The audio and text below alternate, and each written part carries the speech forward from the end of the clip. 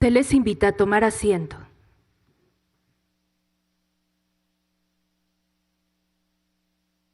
Preside esta ceremonia del inicio de actividades de la Comisión para el Acceso a la Verdad, el Esclarecimiento Histórico y el Impulso a la Justicia de los hechos ocurridos entre 1965 y 1990 con la Secretaría de la Defensa Nacional, el licenciado Andrés Manuel López Obrador, presidente de la República.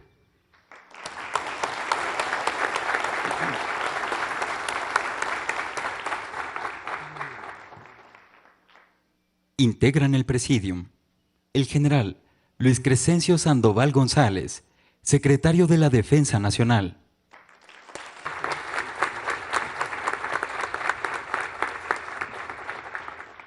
Licenciado Alfredo del Mazo Maza, gobernador del Estado de México.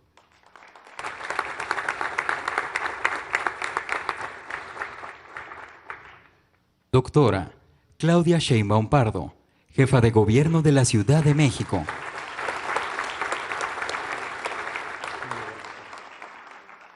Licenciado Alejandro Encinas Rodríguez, subsecretario de Derechos Humanos, Población y Migración de la Secretaría de Gobernación y presidente de la Comisión para el Acceso a la Verdad, el Esclarecimiento Histórico y el Impulso a la Justicia de las violaciones graves a los derechos humanos cometidas de 1965 a 1990.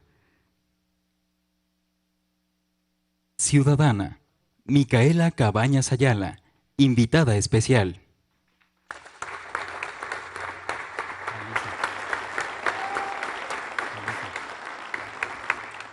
Ciudadana Alicia de los Ríos Merino, invitada especial.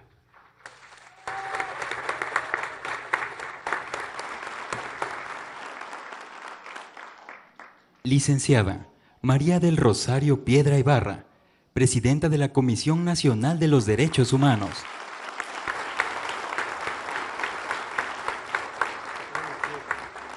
Y General Brigadier Diplomado de Estado Mayor Ángel Primitivo Flores González, Director General de Derechos Humanos.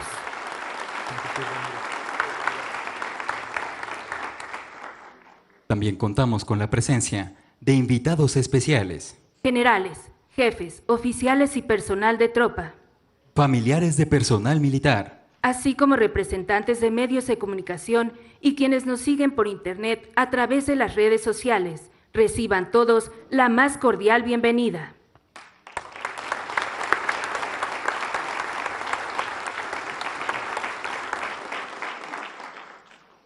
Hace uso de la palabra el licenciado Alejandro Encinas Rodríguez, subsecretario de Derechos Humanos, Población y Migración de la Secretaría de Gobernación y presidente de la Comisión para el Acceso a la Verdad, el Esclarecimiento Histórico y el Impulso a la Justicia de las violaciones graves a los derechos humanos cometidas de 1965 a 1990. Muchas gracias. Muy buenos días tengan todas y todos ustedes. Con su autorización, señor Presidente de la República, General Secretario de la Defensa Nacional, Gobernador del Estado de México, señora Jefa de Gobierno de la Ciudad de México, la Presidenta de la Comisión Nacional y nuestras invitadas especiales que nos acompañan el día de hoy. Saludo con aprecio y respeto a las personas sobrevivientes y a familiares de las víctimas de la guerra sucia aquí presentes, al igual que a los elementos de las Fuerzas Armadas que hoy nos acompañan.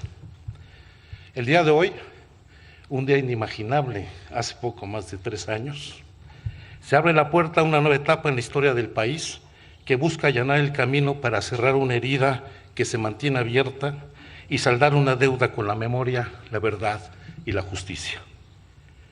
En tiempos de transformación, es preciso mirar de frente a nuestra historia para poder reconocernos en ella y abrir una ruta de cambio y de ruptura con un pasado doloroso. El no ser capaces de hacerlo, se corre el riesgo que nuestro actuar no dignifique a las generaciones que nos antecedieron en la lucha por la democracia y la justicia en nuestro país. Esta transformación se reconoce en las luchas políticas y sociales que recorrieron ciudades y comunidades en todo el territorio nacional, en la Sierra Guerrerense, en las luchas por la tierra, la libertad sindical y la defensa de los derechos laborales, en los movimientos urbanos, del magisterio, de los estudiantes universitarios y normalistas, la lucha por la libertad de prensa y la lucha de los disidentes políticos, quienes lucharon por la democracia electoral, que ante la cerración de un régimen autoritario empuñaron el idealismo de construir un mejor país.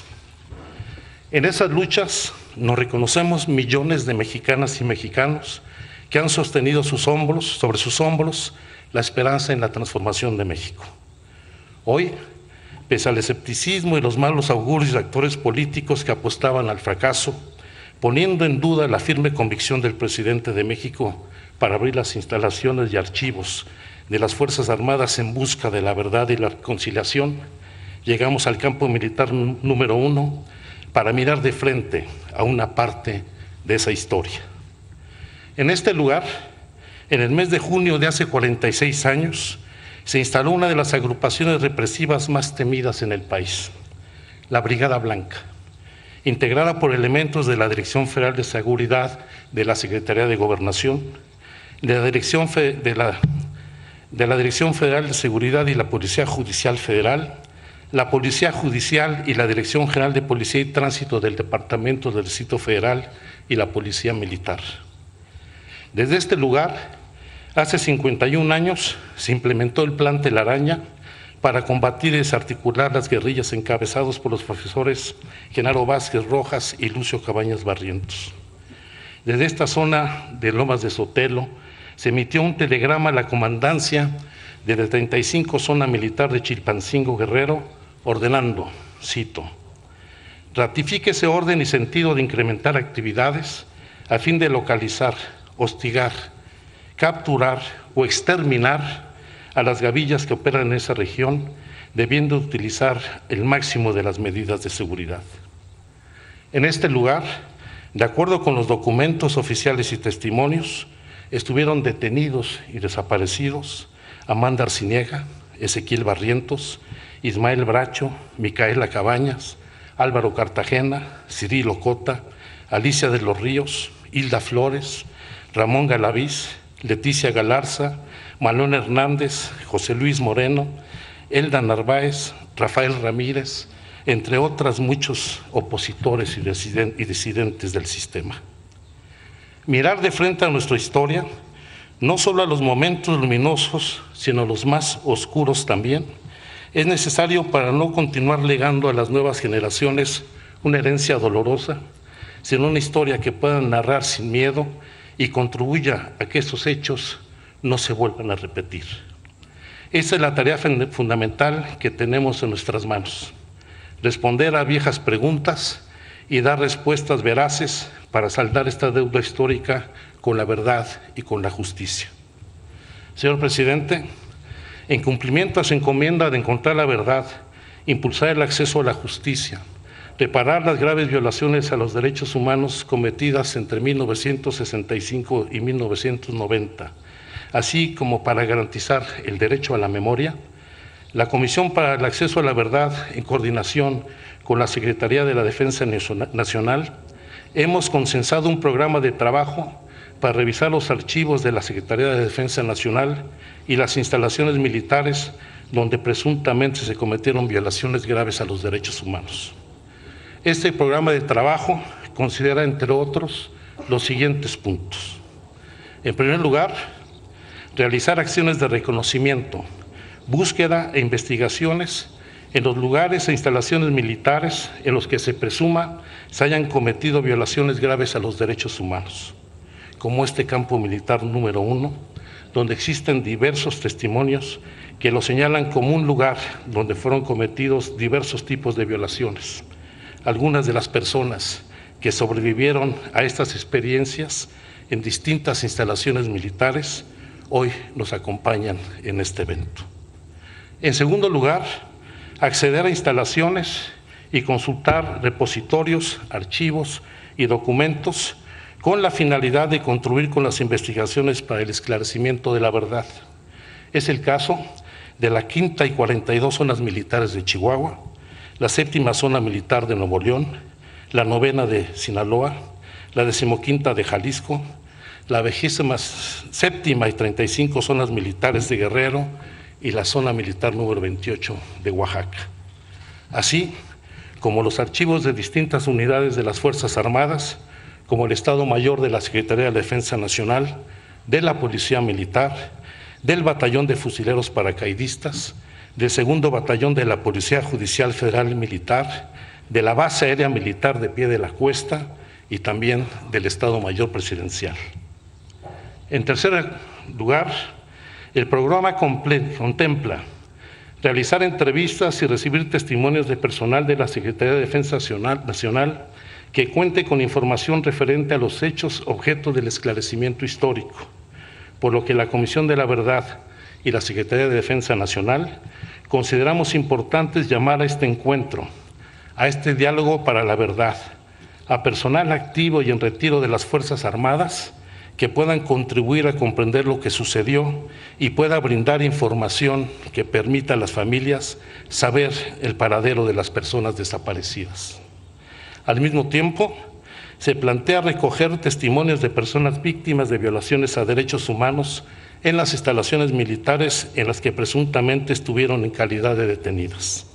La apertura de las instalaciones militares no solo será para las personas expertas que la comisión determine para realizar las investigaciones, sino también se acompañará de aquellas personas víctimas que hayan estado en las mismas, y su testimonio será fundamental para reconstruir los hechos y llegar a la verdad.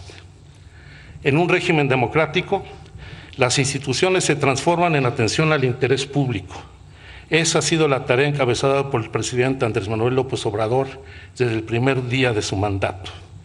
Quienes lo acompañamos en esta transformación desde el propio gobierno y de la mano con millones de mexicanas y mexicanos que respaldan este proyecto de cambio, estamos convencidos que uno de nuestros principales legados debe ser dejar atrás instituciones comprometidas con la libertad, más bien desarrollar instituciones comprometidas con la libertad y bienestar de las mayorías, instituciones más justas que no repitan las injusticias del pasado reciente. El camino hacia la reconciliación se construye con verdad y justicia. Para ello requerimos que la Fiscalía General de la República acompañe este esfuerzo y reactive las 245 carpetas de investigación sobre la guerra sucia que hoy duermen el sueño de los justos, asumiendo que la principal reparación a las víctimas es que haya justicia en el país. Que nunca más nadie sea perseguido por su forma de pensar, por sus convicciones filosóficas, su creencia religiosa, su preferencia sexual, su forma de vestir o por la música que escucha. Que nunca más nadie busque la vía de las armas para ejercer sus libertades políticas y su derecho a transformar las formas del gobierno. Que nunca más la intolerancia enfrente al pueblo con las Fuerzas Armadas. Buscamos la verdad como un acto de memoria y de justicia que permita la reconciliación y que nunca más se vuelva a repetir este capítulo oprobioso de nuestra historia. Que la puerta que hoy se abre no se vuelva a cerrar. Muchas gracias.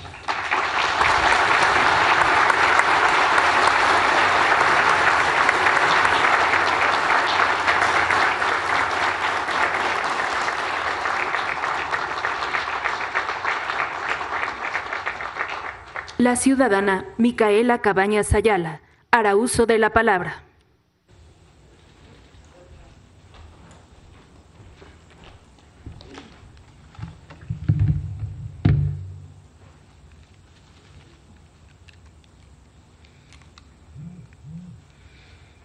Buenos días a todas, a todos y todes. Señor presidente, señores del presidio que nos acompañan, presidenta de la Comisión Nacional de los Derechos Humanos. Es para mí un honor representar hoy la voz de las víctimas y los sobrevivientes a esta barbarie de la mal llamada guerra sucia. No obstante, tengo que decir por qué nosotros estuvimos aquí, ¿Cuál fue la motivación? Lucio Cabañas Barrientos, que hoy tendría 84 años, que nació en un pueblito de la comunidad del Porvenir del estado de Guerrero. Este señor, que fue maestro rural, que se preocupó por las causas nobles del pueblo, en un afán de defender en un mitin que era simple y sencillamente de padres de familia, fue tratado de asesinar, y el pueblo, por el cariño que le tenía, lo protegió. Y así murieron las 11 personas en el Zócalo de Atoyac el 18 de mayo de 1967.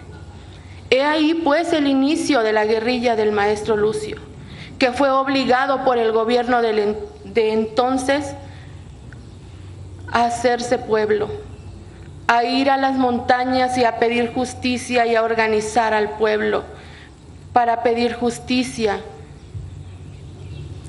A partir de esa fecha y durante los siguientes 7 años, Lucio se mantiene en rebelión y lucha por la transformación de las condiciones de vida, la opresión y la miseria de los campesinos mediante la organización de los pueblos de la Sierra de Guerrero. Funda pues el Partido de los Pobres y la Brigada de Ajusticiamiento, núcleo base para la formación de ese grupo. Ellos hicieron campamento muy cerca de Atoyac, muy cerca, en un cerro, la Patachúa. Transcurrieron 7 años de esa lucha, donde muchos de ustedes estuvieron y participaron, y con sus ideales iban haciendo pueblo, como él decía, iban despertando las conciencias, iban recorriendo poblados para así volverse fuertes en contra de esos gobiernos opresores. Fue así como un 2 de diciembre de 1974, en un comunicado, el general Cuenca Díaz, secretario de la Defensa Nacional de ese entonces, informó que en el Otatal Guerrero grupos militares se enfrentaban con rebeldes, donde resultara muerto el maestro Lucio, Roberto, Arturo y René. Eso fue lo que se dijo. Ese 2 de diciembre, en el último enfrentamiento con tropas militares, iniciando un tiroteo en esa selva cafetalera y en ese cerro llamado el Otatal, Lucio Cabañas, al percatarse que ya no había salida, gritó fuertemente hasta que se les hizo, pero les aseguro que no les voy a dar el gusto de que me maten ustedes. Se colocó su arma en el cuello y se disparó. Cayó herido mortalmente y un capitán corrió, el capitán Bravo Torres del Ejército, y le dio el tiro de gracia y lo asesinó. Él fue sepultado clandestinamente en Atoyac, en el Panteón Municipal. Ahora, después de tantas luchas de la familia Cabañas y de muchas organizaciones sociales, se logró recuperar el cuerpo y hoy está sepultado donde debe de estar, en el Zócalo, en la plazuela de Atoyac de Álvarez, donde permanece un obelisco.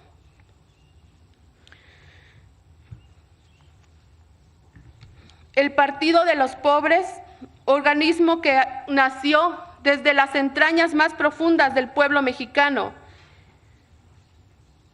y la guerrilla del maestro Lucio, que nace también como una forma de autodefensa,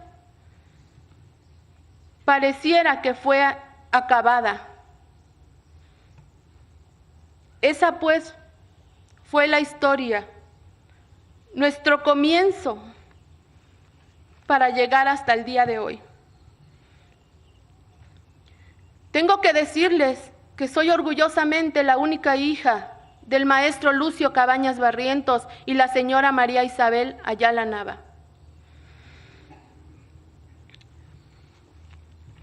Tras el cerco que perseguía a mi padre, un noviembre de 1974 en alguna casa del poblado de Tixla, Guerrero, fuimos aprehendidos, mi abuela, mis tíos, mis primos, todos éramos niños. Fuimos aprehendidos y fuimos llevados a este recinto, donde en este momento se hace vergonzoso decirlo, pero en aquel tiempo era algo muy normal. Apenas cumplía 2 meses de edad. El campo militar en ese entonces era considerado el centro clandestino de reclusión más grande de esa época. Y quiero decirles que ahí empezó nuestro calvario cuando llegamos aquí. Mi madre fue torturada, fue violada y fue ultrajada, pero me defendía, porque dice que en las noches llegaban los militares y me tomaban de un pie y me ponían una pistola en la cabeza y decían: dinos dónde está Lucio. Pero ¿a dónde estaba si ellos ya los habían matado? ¿A dónde estaba Lucio? Ella no podía decir nada. Debo decir también que mi madre era una adolescente que tenía 14 años.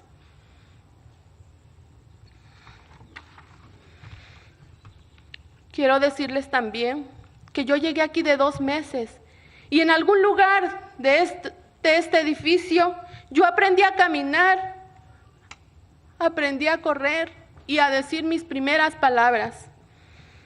En este lugar y con el cobijo de mi madre y de toda la familia Cabañas que aquí nos encontrábamos en la clandestinidad, porque así lo dijeron el gobierno de ese entonces, sufrimos tortura física, moral y psicológica, y muchas otras violaciones, incluidas la sexual, puesto que mi madre salió de aquí embarazada del gobernador de ese entonces del estado de Guerrero, que a mí, disculpen, la palabra me da hasta asco pronunciar su nombre. ¿Saben por qué? Por el único hecho de ser familiares del maestro Lucio, solamente por eso.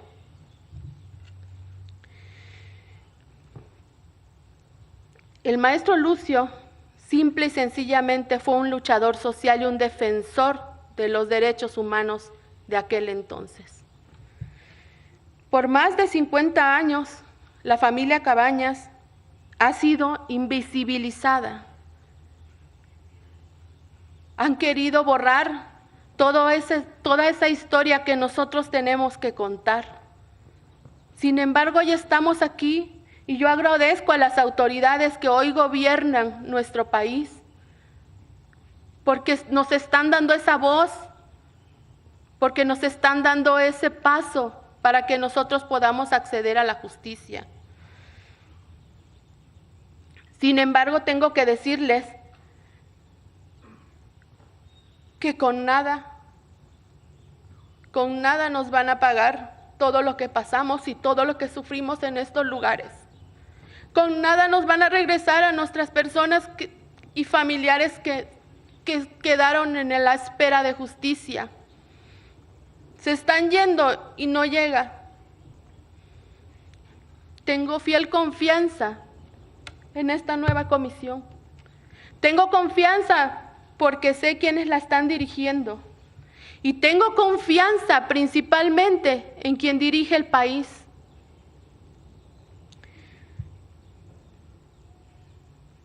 Aquí, en este lugar, donde muchos niños y niñas y adolescentes revolucionarios de pensamientos liberales y progresistas que tenían la ilusión de cambiar sus entornos de justicia. Aquí es donde vieron apagadas sus aspiraciones de un nuevo México y de un pueblo donde hubiera oportunidades de progreso para la población más pobre y desprotegida. Aquí en este lugar, donde muchos desaparecieron y donde muchas familias están en la espera todavía en casa de verlos regresar. Queremos accesar a la justicia, queremos que nuestros familiares regresen. Yo quiero justicia por el asesinato de mi padre y de mi madre. Yo quiero acceder a esa justicia, yo confío. Señor presidente, no quiero desaprovechar la oportunidad de darle las gracias por todo lo que ha hecho por nuestro país en estos últimos 3 años. De darle las gracias porque ha abierto estas puertas, estas instituciones que para nosotros era impensable.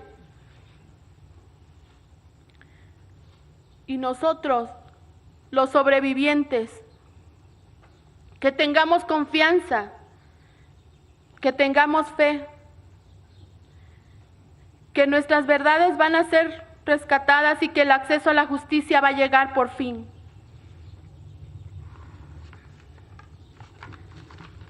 No puedo dejar de decir que Lucio vive en los corazones de toda la gente que está consciente de que hay un cambio y de que tenemos que seguir accesando a él.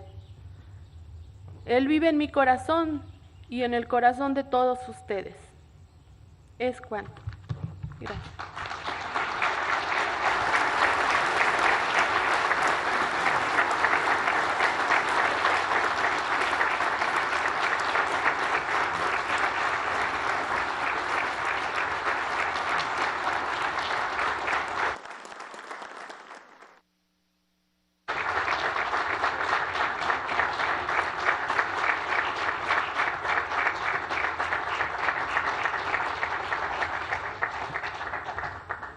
Hace uso de la palabra la ciudadana Alicia de los Ríos Merino.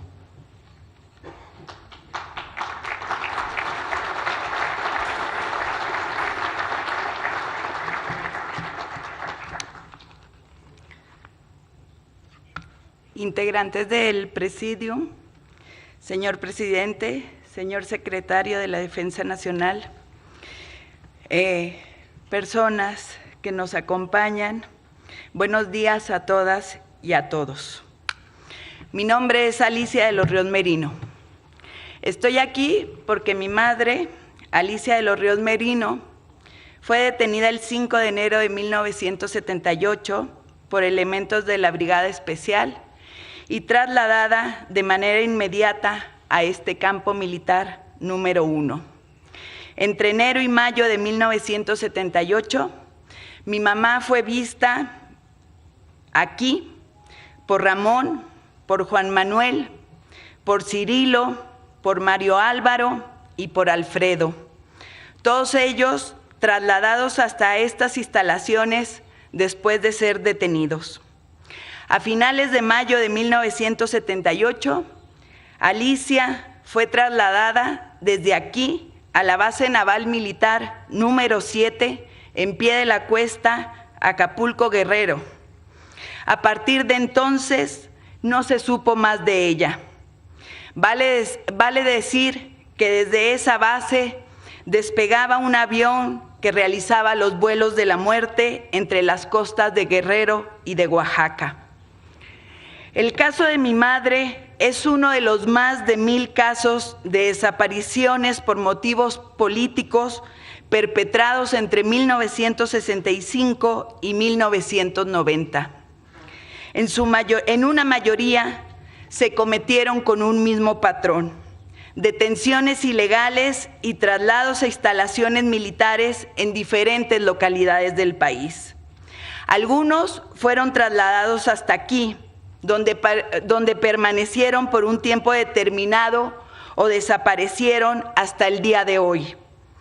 Hemos conocido de los lugares, de los tiempos y de los perpetradores por los testimonios de los hombres y de las mujeres que están aquí presentes y por quienes ya no nos acompañan. Pese a la cárcel y el miedo, narraron sus historias frente a nuestras abuelas, frente a notarios, a presidentes, procuradores y periodistas. Después de tantos años de exigirlo, este día se abre el gran cuartel. Hoy venimos a decirle al país, sin duda de por medio, lo que pasó en estas instalaciones de la nación.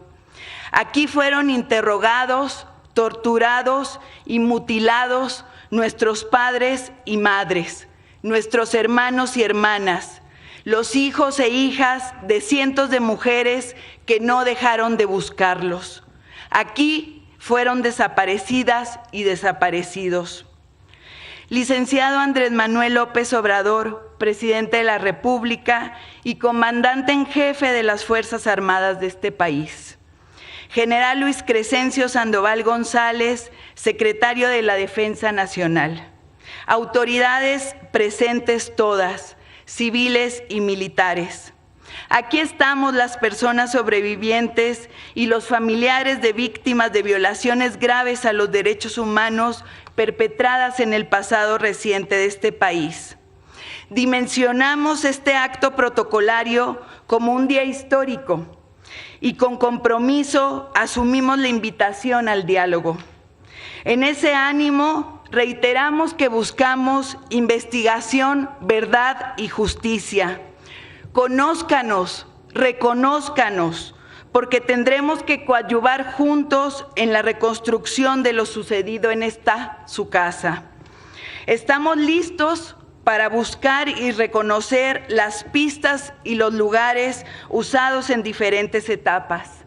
La cárcel militar, de la cual ya nos narró mi hermana Micaela. Las instalaciones del 2º Batallón de la Policía Militar. Las oficinas de Quirós Hermosillo, cercanas a la Puerta 8. De los sótanos situados entre las caballerizas, la cancha de básquetbol y la biblioteca. De las mazmorras en las que dividían a hombres y mujeres, que posiblemente sean las mismas celdas conocidas como el metro. Del hospital militar en el que convalecieron los heridos por la Dirección Federal de Seguridad y la Brigada Especial. De las guarniciones y los cuarteles estatales. El plan de trabajo que se asuma debe construirse y ejecutarse con la participación de las personas sobrevivientes y de los diferentes actores para el esclarecimiento histórico, la justicia, la memoria, la reparación integral y el compromiso a la no repetición.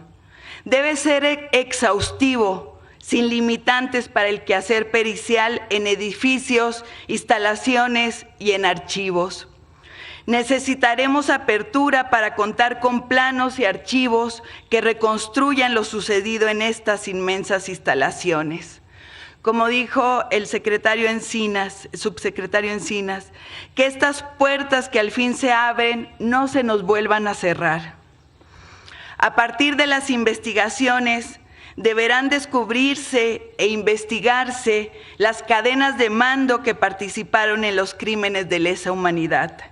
Desafortunadamente, señor presidente López Obrador, observamos la ausencia de una institución vital para el proceso emprendido. No está la Fiscalía General de la República, por lo que le solicitamos su gestión para sumar al personal ministerial necesario a estos esfuerzos colectivos, porque en este país no habrá verdad sin justicia, y sin justicia tampoco podrá haber paz. La historia rebelde fue ocultada por presidentes y autoridades del pasado que diseñaron planes contra insurgentes. Esas historias subterráneas son desconocidas por generaciones enteras actuales, civiles y militares. Nosotros las conocemos por la transmisión de las y de los sobrevivientes aquí presentes, quienes nos confiaron fragmentos de verdad. Sus testimonios son indiscutibles, pero hoy venimos por los que faltan. Y por ello reiteramos que es medular que ustedes también hablen.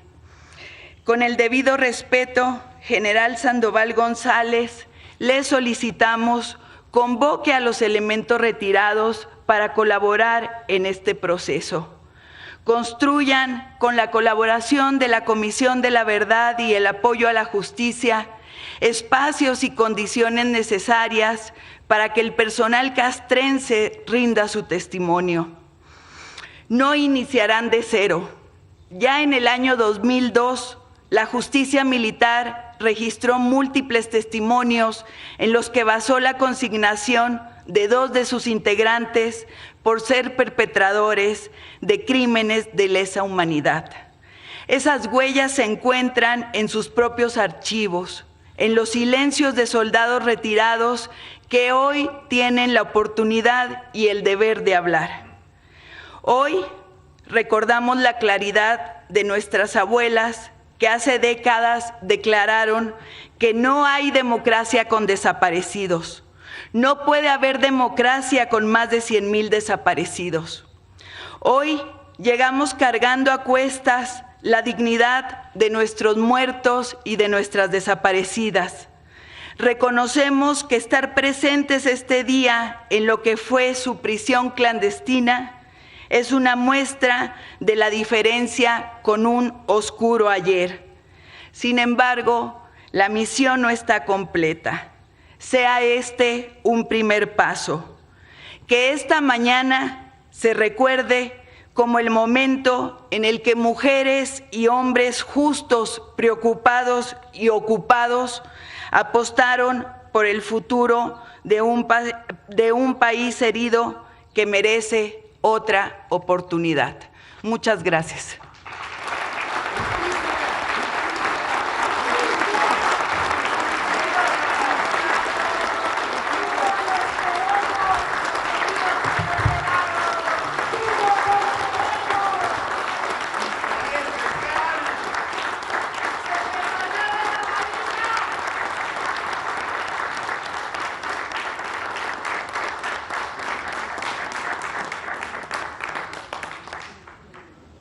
El general Luis Crescencio Sandoval González, secretario de la Defensa Nacional, hará uso de la palabra.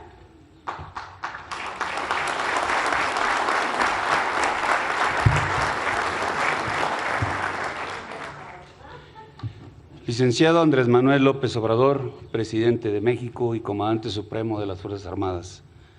Doctora Claudia Sheinbaum Pardo, jefa de gobierno de la Ciudad de México. Licenciado Alfredo del Mazo Maza, gobernador del Estado de México. Señoras Alicia de los Ríos Merino y Micaela Cabañas Ayala. Licenciado Alejandro de Jesús Encinas Rodríguez, subsecretario de Derechos Humanos, Población y Migración de la Secretaría de Gobernación. Maestra María del Rosario Piedra Ibarra, titular de la Comisión Nacional de los Derechos Humanos. Licenciado Jesús Ramírez Cuevas, coordinador de Comunicación Social y vocero del Gobierno de la República. Invitados especiales, compañeros de armas, representantes de los medios de comunicación, a todos muy buenos días. Las mujeres y hombres que integramos el Ejército y la Fuerza Aérea Mexicanos nos sentimos honrados de recibir al presidente de la República y comandante supremo de las Fuerzas Armadas en las instalaciones de este emblemático e histórico campo militar número 1, General de División Álvaro Obregón. Casa de los que portamos con orgullo el uniforme de la patria, que alberga a una gran cantidad de organismos operativos, logísticos, administrativos, educativos y de adiestramiento, que se han constituido a lo largo de muchos años como parte fundamental de la infraestructura estratégica militar al servicio del país para contribuir a la seguridad y desarrollo nacionales. De igual manera, nos complace dar la bienvenida a las personas que vivieron de manera directa o indirectamente los hechos ocurridos en el pasado. Mujeres y hombres que fueron víctimas, a sus familiares y a los sobrevivientes de las acciones realizadas por el Estado mexicano en esa época. Los derechos a la memoria histórica, al acceso a la verdad, la reparación integral y la no repetición de los hechos son derechos que como parte de las instituciones del Estado mexicano debemos hacer valer en estricto cumplimiento a la Constitución Política de los Estados Unidos Mexicanos. Dentro del marco de esta estrategia de reconciliación social implementada por el Gobierno de la República, es importante mencionar que durante sus más de 100 años de historia, el Ejército y la Fuerza Aérea han permanecido cercanas al pueblo de México. Nuestro origen popular nos motiva a velar principalmente por las personas más vulnerables y desprotegidas. Nuestra actuación ha sido factor fundamental de cohesión social y de fortalecimiento de las instituciones, sustentada siempre en las facultades constitucionales que otorga la Carta Magna y el orden jurídico nacional. La lealtad institucional, confianza social, transparencia y apertura son valores que nos representan como institución y hoy más que nunca estamos convencidos que generan condiciones en el Estado mexicano para seguir contribuyendo con la historia de todos los días. En este contexto, el artículo 89 constitucional, en su fracción sexta, faculta al presidente de la República a preservar la seguridad nacional y disponer de la totalidad de la Fuerza Armada permanente para la seguridad interior y defensa exterior de la nación. Derivado de este precepto de la Ley Suprema, la propia Ley Orgánica del Ejército y Fuerza Aérea Mexicanos, en su artículo primero, establece las misiones generales siguientes. 2 primigenias de orden constitucional: defender la integridad, la independencia y la soberanía de la nación y garantizar la seguridad interior. 3, de orden eminentemente social: auxiliar a la población civil en caso de necesidades públicas, realizar acciones cívicas y obras sociales que tiendan al progreso del país. En caso de desastres, prestar ayuda para el mantenimiento del orden, auxilio de las personas y sus bienes y la reconstrucción de las zonas afectadas. Para realizar estas tareas fundamentales en beneficio de la seguridad y desarrollo nacionales, las Fuerzas Armadas han permanecido subordinadas al poder civil, tal como lo establece nuestra Ley Orgánica en su artículo 11, que señala que el mando supremo del Ejército y Fuerza Aérea Mexicanos corresponde al presidente de la República y se le denominará Comandante Supremo de las Fuerzas Armadas. Desde su creación, el Ejército y Fuerza Aérea Mexicanos han puesto de manifiesto su lealtad institucional y su compromiso inquebrantables en el desarrollo de todas sus tareas. Por ello, y sin descuidar las funciones primigenias de defensa nacional y seguridad interior, en la actualidad las Fuerzas Armadas de Tierra y Aire participan activamente en asuntos de carácter social y de impulso al desarrollo nacional que son esenciales y prioritarios para la vida y progreso del país. Con el cumplimiento de estas tareas, refrendamos nuestro deber permanente de lealtad, honor y vocación de servicio a México. Los que portamos el uniforme de la República tenemos la firme convicción de que todo lo que hacemos cotidianamente debe ser con estricto apego al marco jurídico vigente, con profunda observancia y respeto a los derechos humanos, privilegiando el diálogo, la apertura, la transparencia y la rendición de cuentas en cada una de las actividades que realizamos.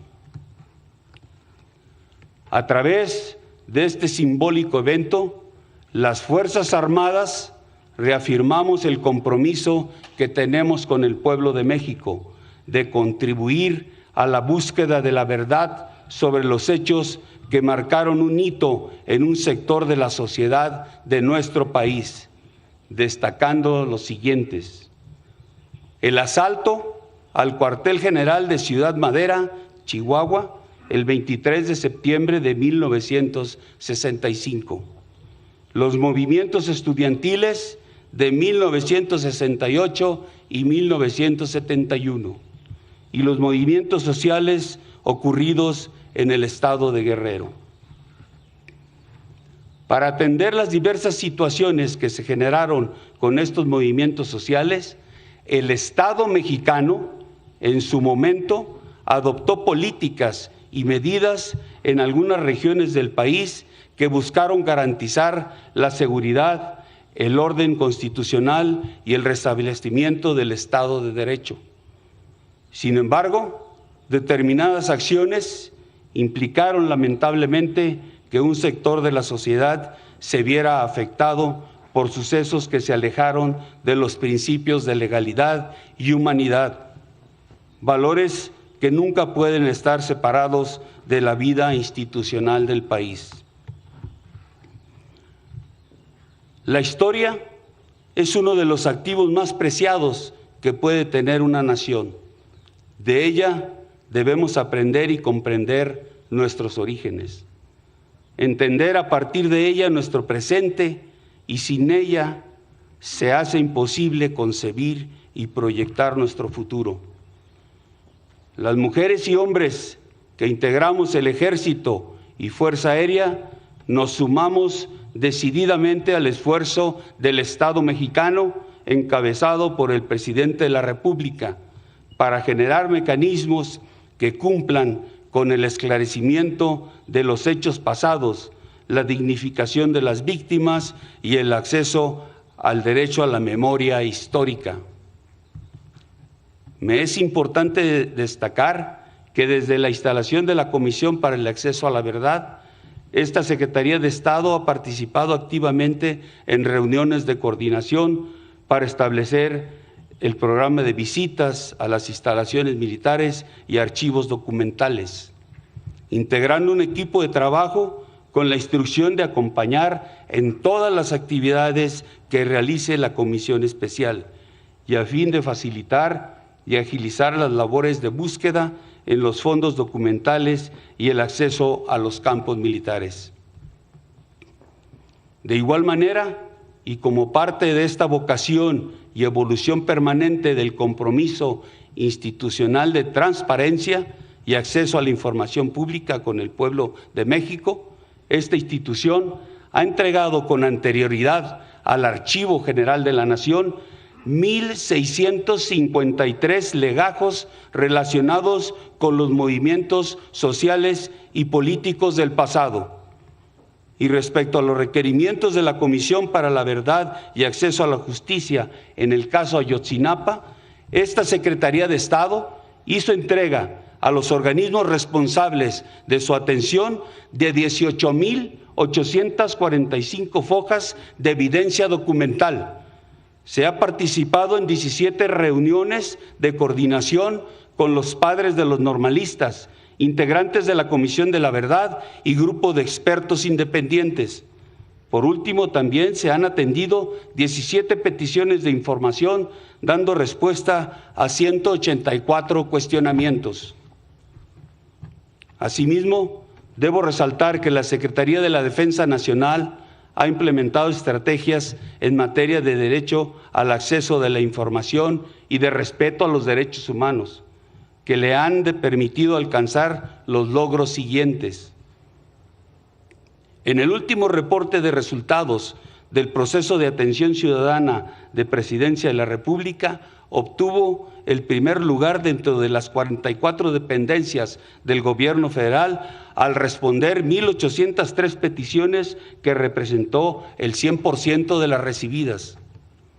Por su parte, el Instituto Nacional de Transparencia, Acceso a la Información y Protección de Datos Personales extendió un reconocimiento a esta dependencia por ser una institución 100% capacitada, lo que refleja de manera significativa una contribución importante en la conformación de la cultura de la transparencia en el país. En materia de derechos humanos, esta dependencia del Ejecutivo Federal cuenta desde el año de 1991 con organismos y recursos humanos capacitados para dar seguimiento, promover, difundir y fortalecer en el Ejército y Fuerza Aérea mexicanos una cultura de paz y respeto a los derechos fundamentales e igualdad de género, lo que ha permitido una disminución de 42.97% de las quejas recibidas en la presente administración en comparación al mismo periodo del sexenio anterior. Adicionalmente a estas acciones de apertura, transparencia y de respeto a los derechos humanos, la Secretaría de la Defensa Nacional ha implementado actividades para fortalecer el acercamiento social, como son los paseos dominicales y las actividades recreativas que dan a conocer quiénes somos y qué hacemos, materializándose desde su implementación 1,819 eventos en el interior de 178 campos militares, de los cuales 96 se han realizado en este campo militar número 1.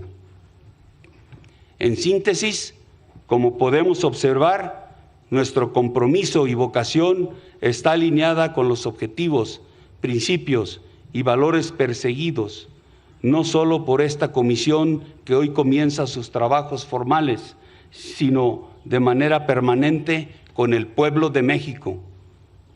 Nuestra cercanía con la población se pone de manifiesto día con día. Por ello, los soldados de tierra y aire refrendamos el compromiso de colaboración y apertura para que esta comisión alcance y cumpla con los fines y tiempos establecidos con motivo de su integración. Señor Presidente y Comandante Supremo de las Fuerzas Armadas,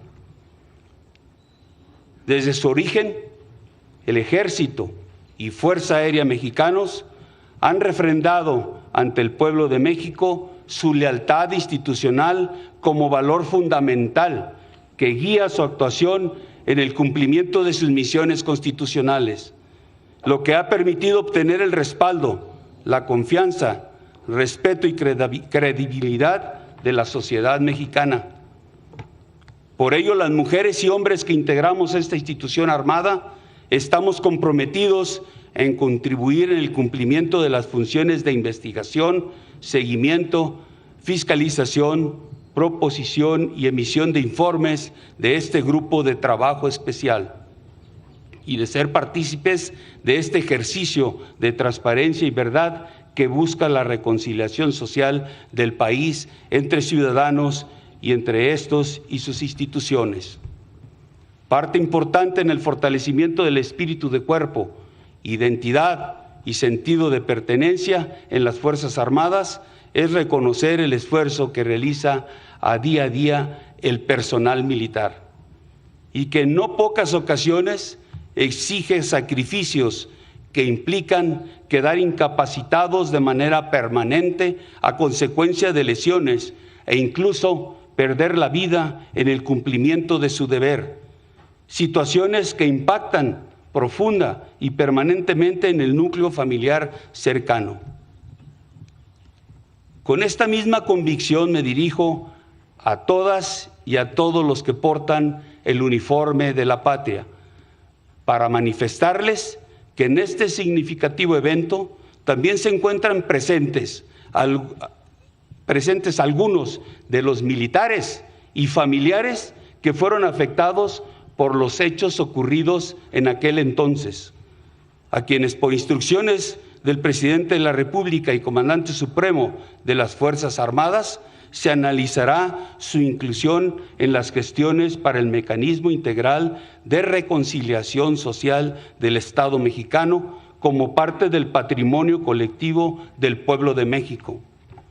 De igual manera, con orgullo les expreso que el propio mandatario autorizó inscribir los nombres de militares fallecidos con motivo de los hechos del pasado en el monumento a los caídos de las Fuerzas Armadas que se ubica en la Plaza del Servicio de la Patria, como un tributo y un sentido homenaje a los soldados que cumplieron con su deber, aún a costa de su vida. Muchas gracias.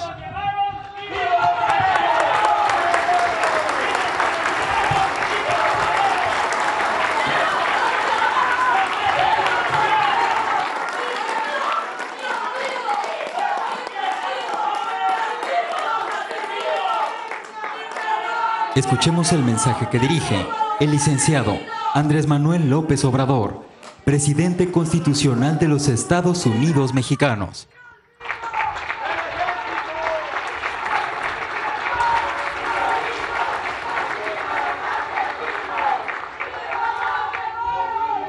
Amigas, amigos, familiares de las víctimas de la represión en los tiempos del autoritarismo que padecimos en nuestro país. Estamos en un acto muy fuerte y al mismo tiempo muy lleno de significados y de dolor, pero también es un acto de esperanza, es un acto para buscar entre todos cerrar una etapa, una historia negra de sufrimiento, de represión, y dar inicio a una etapa nueva que ya, podría yo decir, comenzó desde hace un poco más de 3 años. Los que lucharon por una patria justa, libre, independiente, no tuvieron la posibilidad de hacerlo más que con los métodos que podían llevar a cabo, con las movilizaciones y en algunos casos también con las armas, porque no había manera de buscar una transformación, un cambio, de hacer valer la justicia ante el predominio de un régimen autoritario, antidemocrático. Ya todos sabemos que se hacían las elecciones solo para cumplir con un requisito, para llenar el expediente. La Constitución se respetaba en la forma y se violaba en el fondo.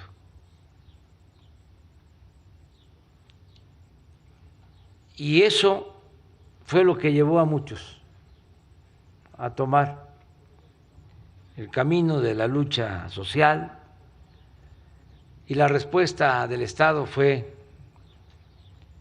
la represión, el exterminio, el autoritarismo. Afortunadamente, muchos no se rindieron, continuaron luchando, y gracias a ellos ahora estamos, repito, viviendo una etapa nueva en la historia de nuestro país. Yo recuerdo que cuando luchábamos en la oposición se insistía mucho y de buena fe de que no íbamos a poder llevar a cabo los cambios por la vía pacífica y por la vía electoral. A mí me tocó, hoy en la mañana lo recordé, revisar en 1973, estando en la Facultad de Ciencia Política,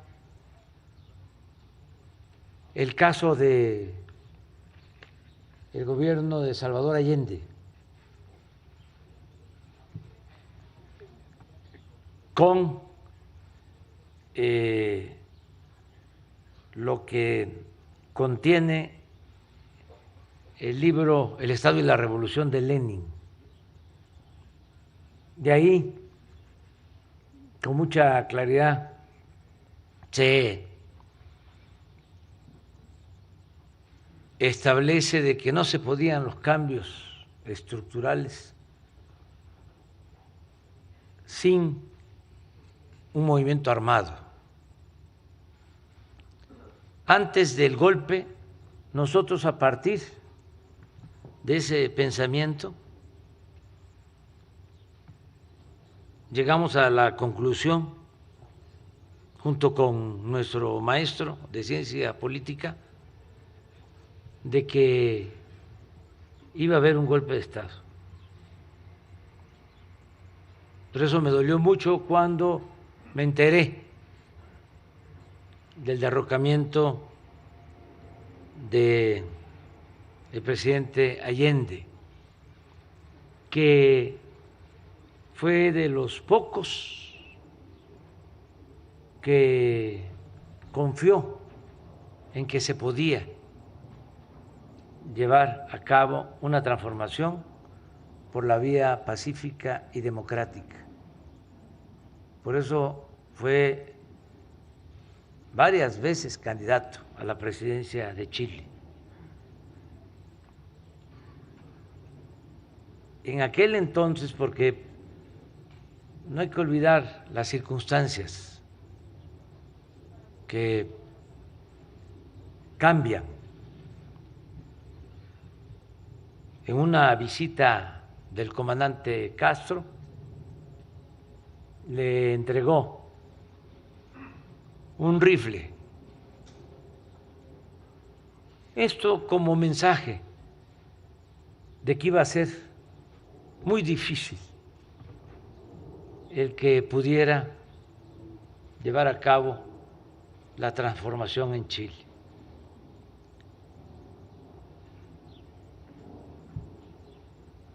Ese era el pensamiento en la época, porque esas eran las circunstancias, porque estaba muy difícil conseguir los cambios por la vía pacífica. Así como lo acaba de comentar la compañera, que Lucio decidió él quitarse la vida y no entregarse. así también lo hizo Allende, con la misma arma que le había entregado el comandante Castro.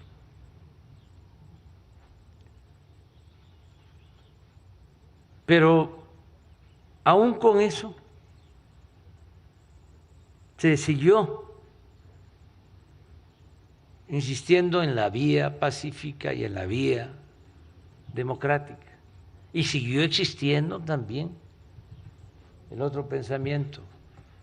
Y decía yo que en la campaña nos recordaban la historia, porque no era un invento, no era una cuestión ideológica,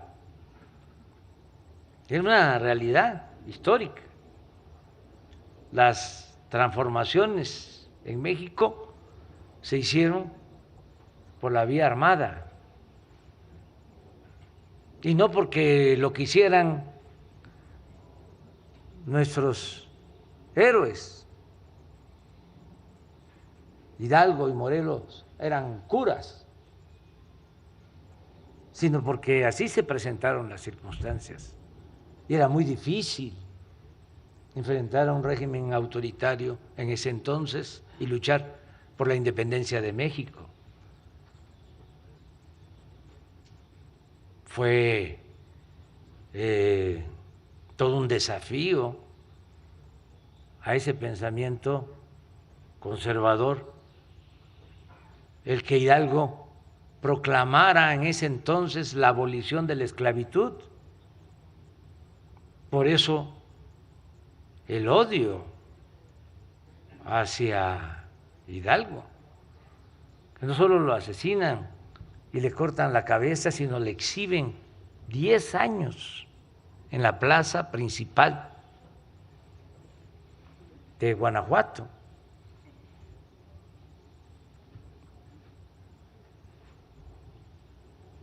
En la Reforma, lo mismo, fue con las armas. Y en la guerra de intervención se restauró la República con las armas, porque nos invadieron.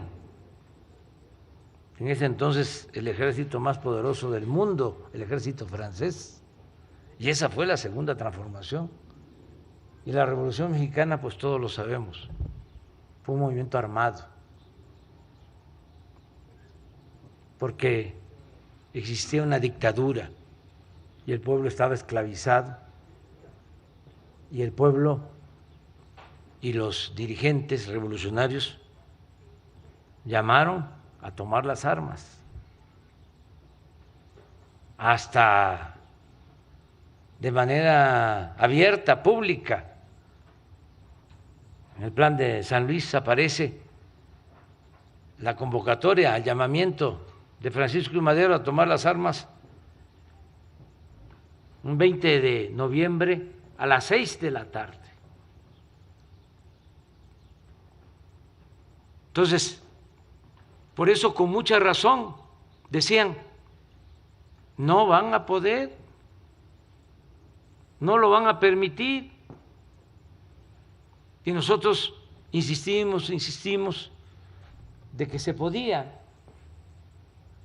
y que sabíamos además que las cartas estaban marcadas y que los dados estaban cargados y que existía y padecimos de fraudes electorales, y aún así continuamos luchando. Afortunadamente, por esa perseverancia y de muchos luchadores sociales, primero los que lo intentaron con otros métodos y los que siguieron, porque estos momentos son fruto de aquellos tiempos de lucha, de muchos tiempos de sacrificio y de lucha, de mucha gente. Entonces, ya están cambiando las cosas en el país y en el mundo. Estamos viendo en nuestra América cómo por la vía democrática, lo que acaba de suceder ahora en Colombia, nunca había ganado un movimiento de izquierda. Era muy difícil Colombia, un conservadurismo de lo más arraigado en toda América y con mucha influencia extranjera. Y aún así se triunfó. Entonces, estamos viviendo nuevos tiempos y yo creo que este acto es una prueba de que se está cambiando. Desde luego es un primer paso, como aquí se dijo, y no queremos que esto quede en la superficie, no queremos la simulación, queremos ir al fondo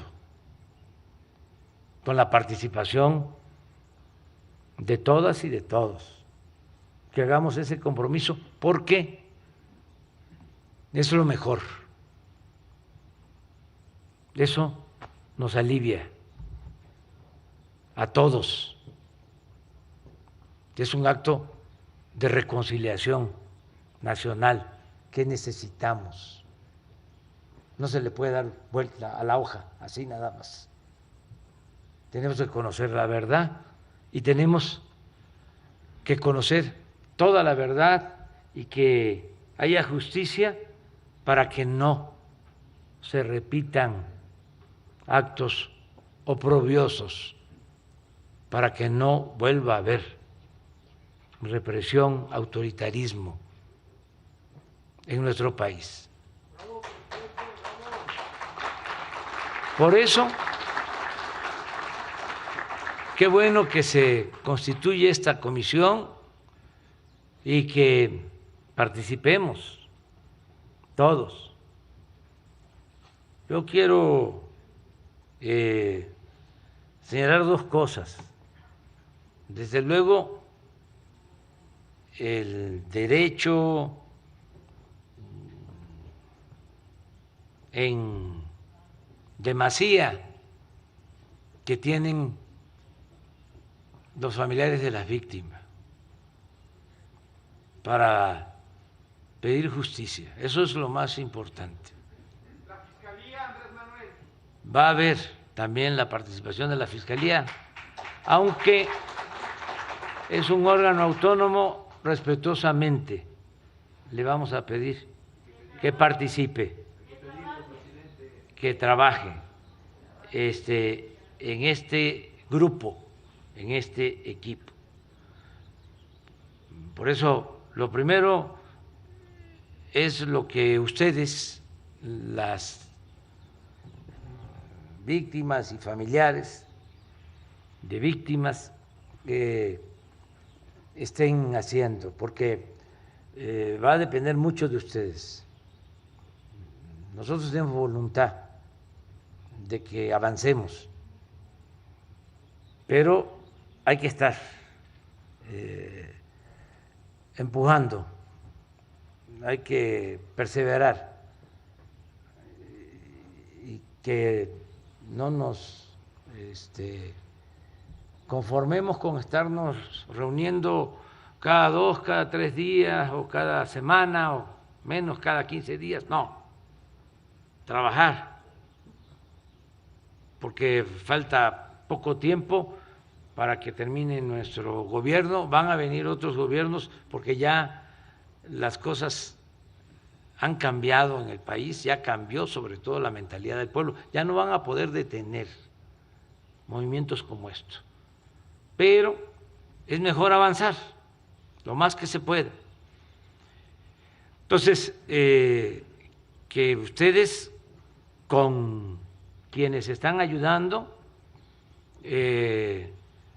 se apuren. Y quiero hacer dos reflexiones finales. Una, el que no debe de olvidarse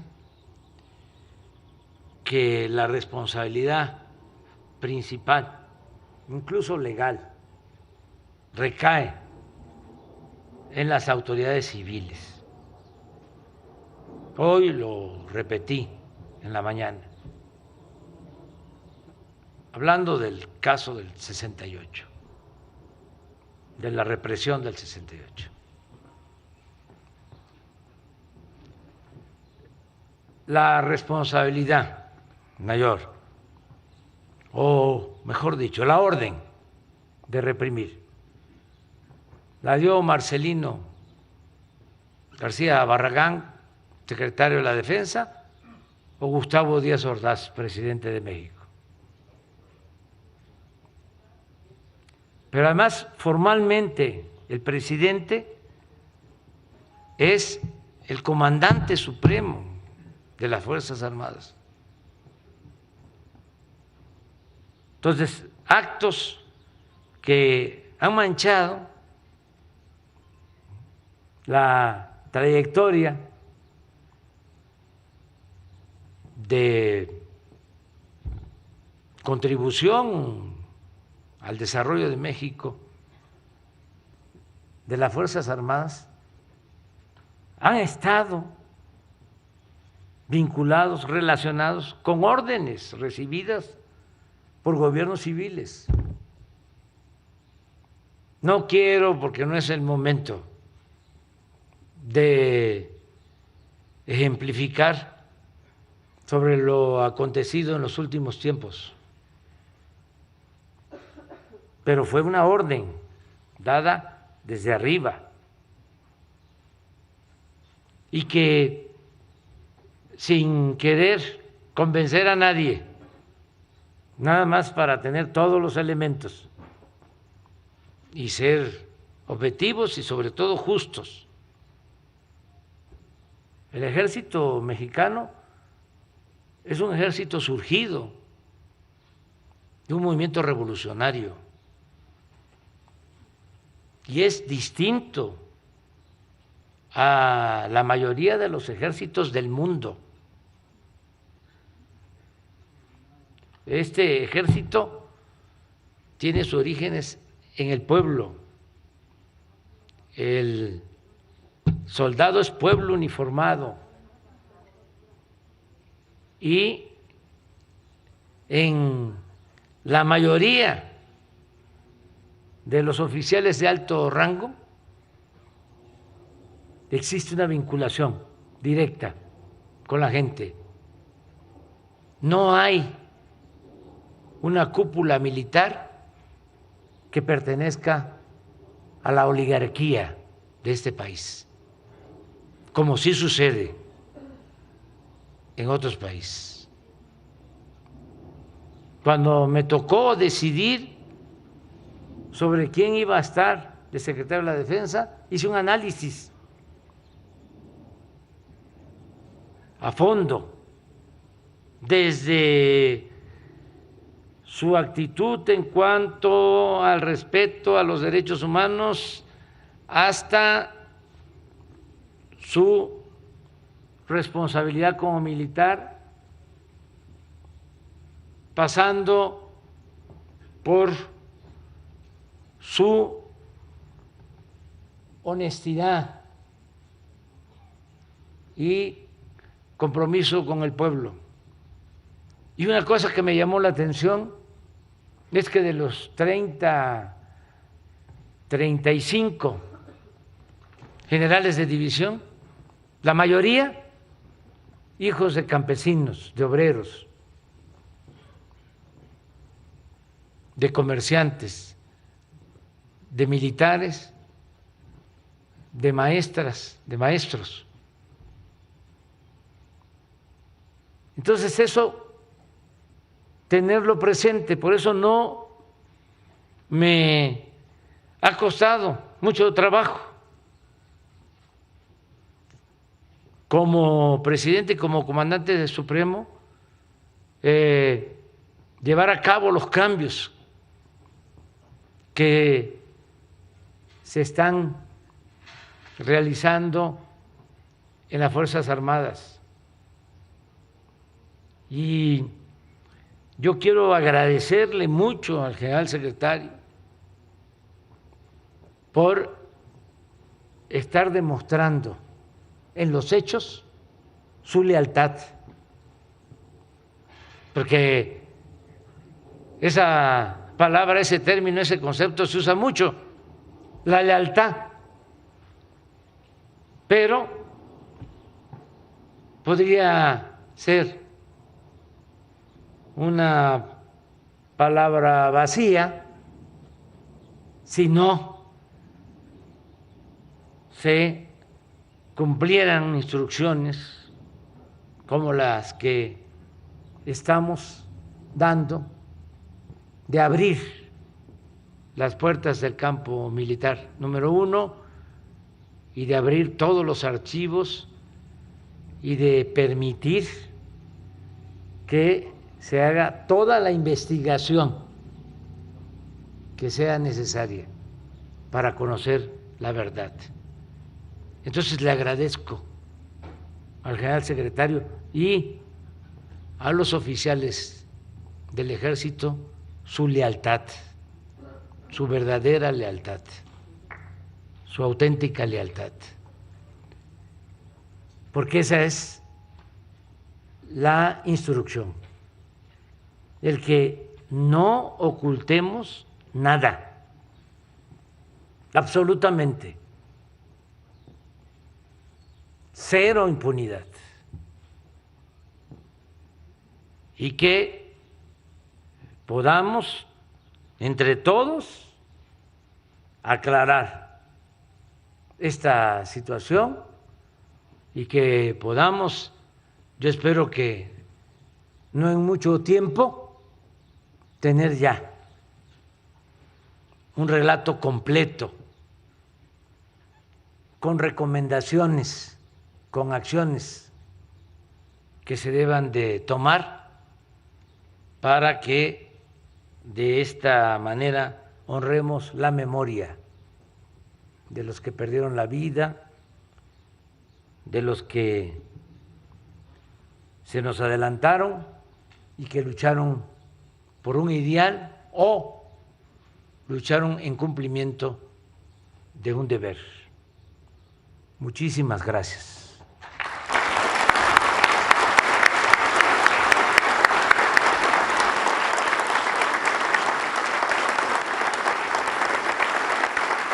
Favor de ponerse de pie.